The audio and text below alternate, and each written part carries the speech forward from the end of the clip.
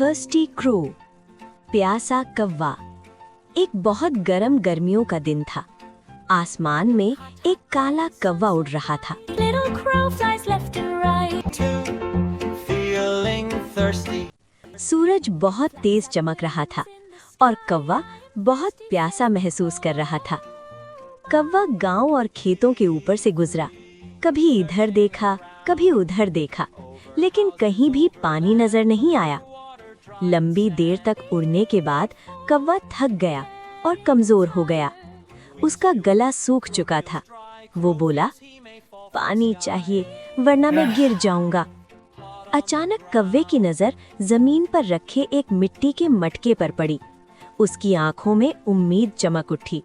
वो फौरन नीचे आ गया। कौवे ने मटके के अंदर देखा। उसमें थोड़ा सा पानी था। Little water peeks inside, but aside water's there, but लेकिन पानी बहुत नीचे था। कौवा अपनी चोंच से पानी तक नहीं पहुंच पा रहा था। कौवा उदास नहीं हुआ। वो मटके के पास बैठ गया और सोचने लगा। थोड़ी देर बाद उसके दिमाग की बत्ती जली। कौवे को जबरदस्त आइडिया आया।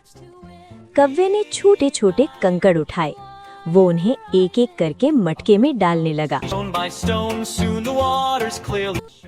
धीरे धीरे मटके का पानी ऊपर आने लगा। कौवा बहुत खुश हो गया। अब पानी बिल्कुल ऊपर आ चुका था। कौवे ने मजे से पानी पिया। उसकी प्यास खत्म हो गई। कौवा खुशी खुशी आसमान की तरफ उड़ गया।